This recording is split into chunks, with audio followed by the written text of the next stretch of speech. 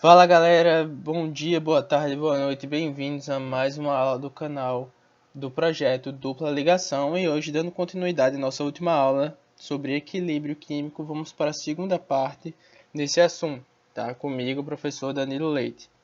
Então, o primeiro aspecto que a gente vai conversar hoje é sobre o equilíbrio iônico da água, ou seja, como a gente sabe, as reações, tem várias reações que são reversíveis, né?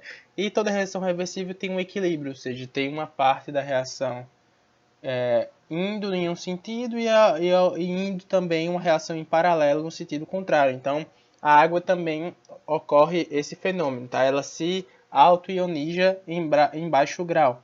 Então, a água líquida ela está sofrendo uma reação de ionização aqui, ó, com o íon H+ e o íon OH-. E da mesma proporção, ou da proporção diferente, temos a reação inversa acontecendo. E a constante de equilíbrio para essa reação é o que a gente chama de Kw, que vai ser a concentração de íons H+ vezes a concentração de íons OH-, tá? O Kw ele varia com a temperatura. Então, como a gente pode ver aqui nessa tabelinha, os valores de Kw vão sendo modificados. Então, para 25 graus, a gente tem um Kw igual a 10 a menos 14, tá? Outro valor que também é notável é quando a gente tem a temperatura de 60 graus, onde o Kw vai a 10 a menos 13, tá? Mas na maioria dos exercícios admite-se Kw a 25 graus, ou seja, que é valendo 10 a menos 14. Beleza? Então, primeiro exercíciozinho só para exemplificar aqui. Então, para a temperatura de 25 graus, determine a concentração de OH- nos seguintes casos. A. Concentração de H+ igual a 10 a menos 2. Então, para a temperatura de 25 graus, a gente tem que a multiplicação dos dois é igual a 10 a menos 14. Então, fazendo uma continha rápida aqui, a gente tem que a concentração de H+ vezes a concentração de H- é 10 a menos 14. Logo, a gente substitui o valor aqui, né? 10 a menos 2, que é o valor que ele dá aqui da concentração de H+. E aí temos uma concentração de 10 a menos 12 OH-. E com isso a gente pode fazer a letra B e a letra C da mesma forma. A gente substitui o valor aqui do H+, onde ele dá aqui é o 10 a menos 7. Então vai ficar 10 a menos 7 vezes concentração de OH- igual a 10 a menos 14. Então a gente sabe que a concentração de OH- é 10 a menos 7 também. Já nessa terceira, letra C, a gente tem que a concentração de H+ é 10 a menos 10. Então, substituindo os valores, a gente encontra um valor de 10 a menos 4. Beleza?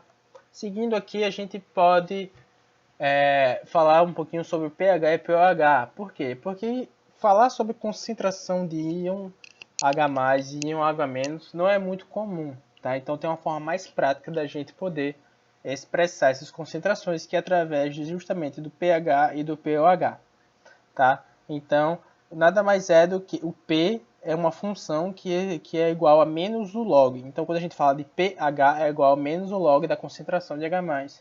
E o pOH é o menos log da concentração de OH-.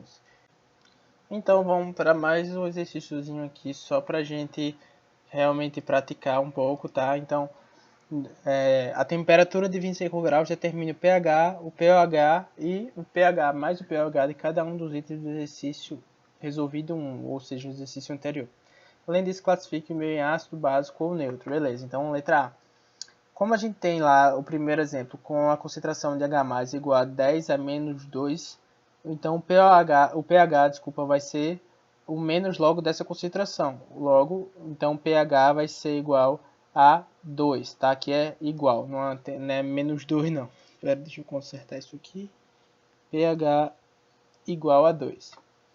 Já o pOH, né, como a gente tem um pOH de 12, então a gente quando a gente tem a concentração de OH de 10 a menos 2, a gente faz o pOH utilizando a mesma coisa, né, a mesma fórmula, menos log da concentração de OH-, então a gente tem um pOH de 12.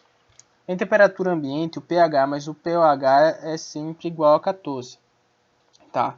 Então, a gente tem um pOH de 12 e um pH de 2. Então, como nesse caso, né, o meio,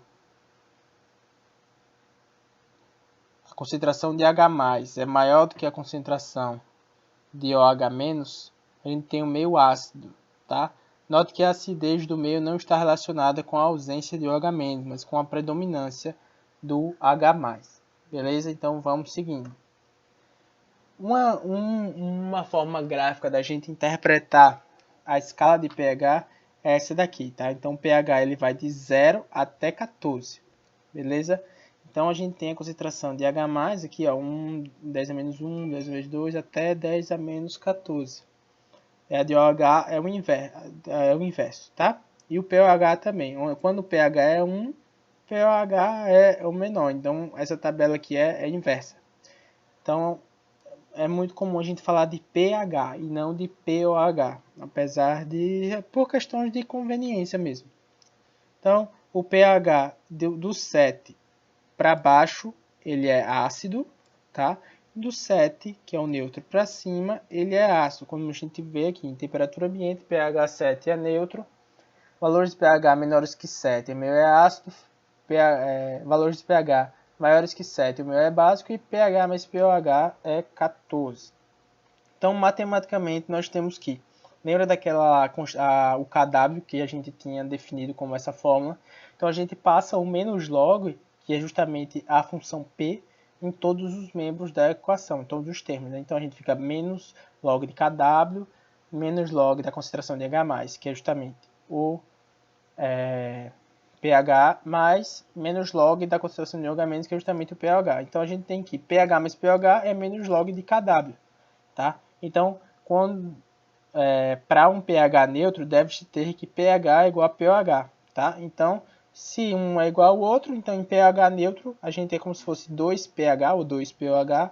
Então, a gente passa dividindo. Então, fica 1/2 menos 1/2 do log de KW. Então, para 25 graus, quando a gente aplica esses conhecimentos, a gente tem um pH mais o pOH igual a 7 ou igual a 14. E em pH neutro é a metade de todo esse range, né? Então o pH acaba sendo 7. Para 60 graus a gente tem um pH neutro de 6,5 quando a gente efetua esse cálculo aqui.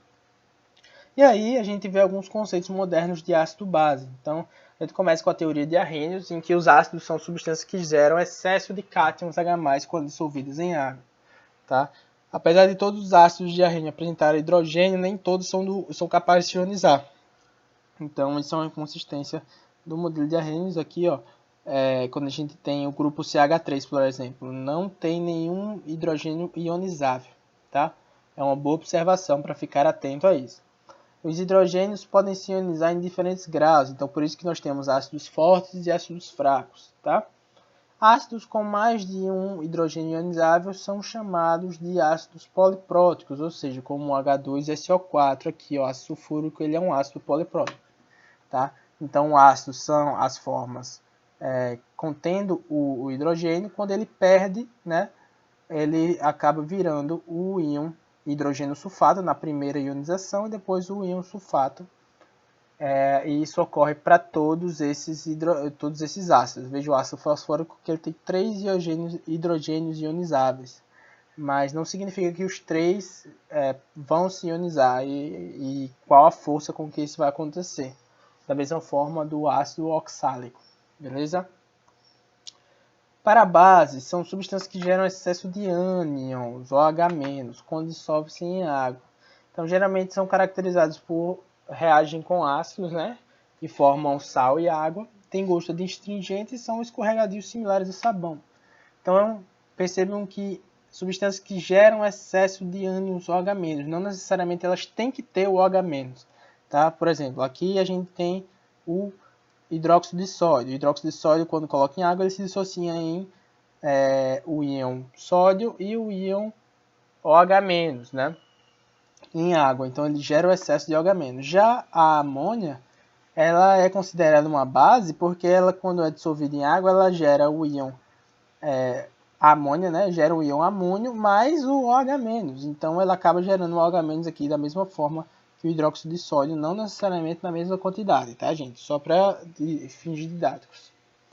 Vamos para a teoria agora de Bronsted e de Lowry. Então, para essa teoria, os ácidos são doadores de prótons, tá? Então a parada já ficou diferente. É prótons e base aceptoras de prótons, tá? São o ácido doa e a base recebe os prótons. Então, uma substância pode agir como ácido sem existir, não pode agir como ácido sem existir um aceptor de próton. Ou seja, não tem como ela perder algo e não tem ninguém para receber. Tá, vamos ver aqui no caso do ácido sulfúrico, o ácido clorídrico, desculpa. Ele é o ácido e a água aqui ela acaba agindo como base, porque ela recebe esse hidrogênio aqui que vai sair do ácido e ir para a água. Então isso dá como produto o íon cloreto e o íon hidroxônio, o H3O+. Tá? Então aqui é o ácido doa e aqui a base recebe o próton. Tá? A base aqui no caso é a amônia e a água nesse caso vai ser o ácido, tá? Então ela vai doar um desses hidrogênios para cá e aqui vai ficar o íon amônio e o íon OH-, tá? Então, quando a gente tem, por esse conceito, a gente sempre tem ácido e base e formando a base conjugada e ácido conjugado sempre em uma reação equilibrada, tá, gente? Então, na reação nesse sentido, o ácido doa o AH, ele doa o H para o B, tá? E ficando A-, e o B, BH+, e na reação contrária, né? A reação reversa, o B+, ele doa o próton para a base conjugada, que é o A-, formando os produtos que deram origem.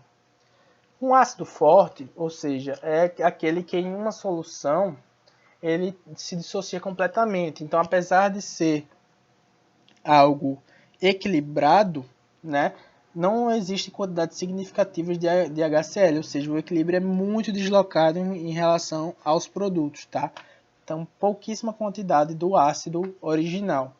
Então, fica basicamente uma guerra pelo próton entre a base conjugada e a base, tá? Então, nesse caso aqui fica entre a água, que atua como base aqui, recebendo o próton, e esse ânion aqui retirando um próton do íon hidrônio, né?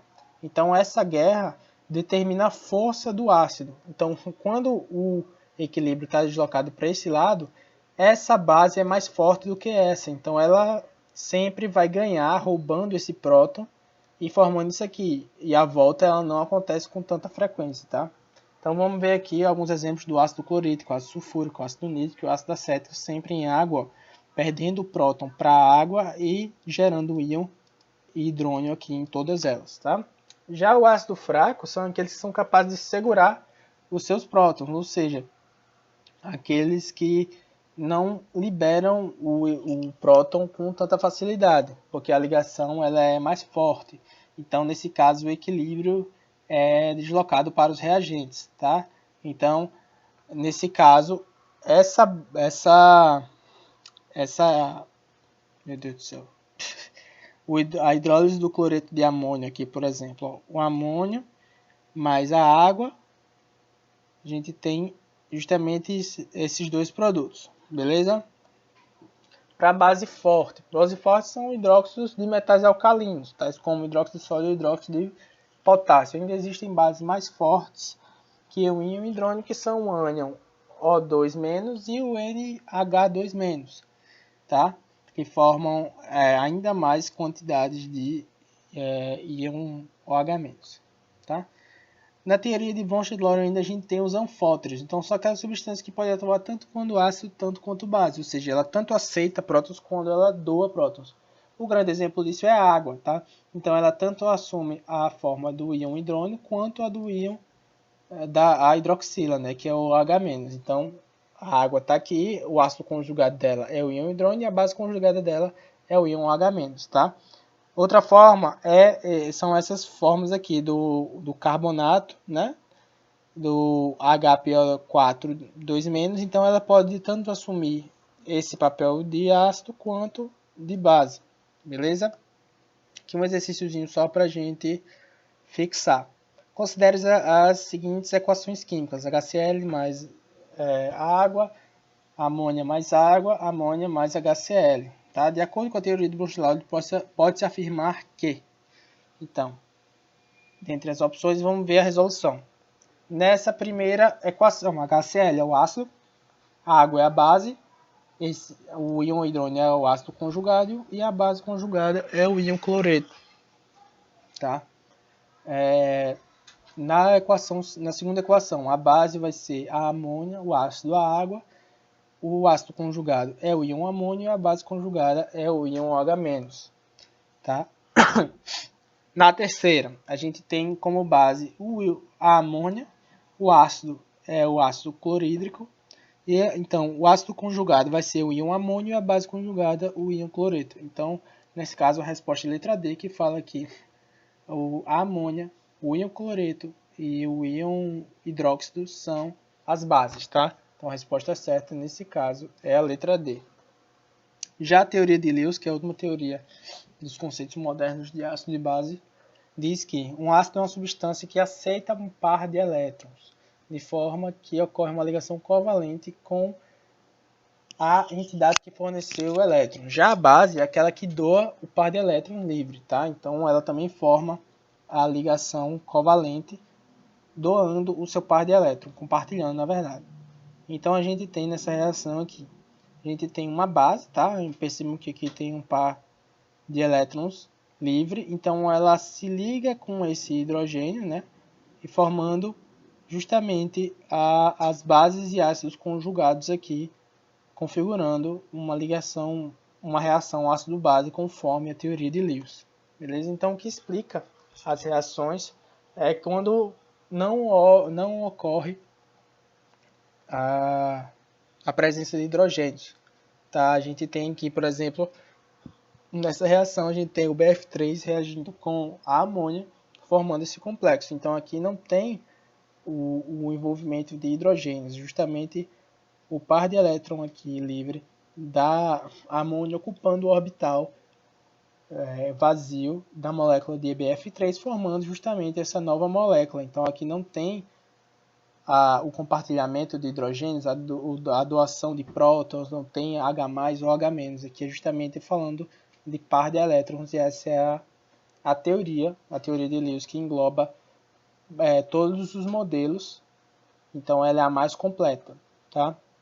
Nessa tabela aqui a gente observa algumas relações, onde a gente tem aqui algumas reações e temos o ácido de Lewis aqui, ó, o hidróxido de alumínio mais o OH-, que é a base de Lewis, ou seja, o par de elétrons vai ser original dessa espécie, e ela vai compartilhar com essa daqui, formando esse complexo, né? AlOH4-, tá? E da mesma forma para todos os exemplos aqui, onde sempre a base de Lewis vai doar par de elétron para o ácido de Lewis, tá? Formando assim os complexos e as reações. Então, mais um exercíciozinho aqui para a gente poder fixar o conteúdo. As reações a seguir podem ser classificadas como reações entre ácidos e bases, de acordo com os conceitos de Lewis.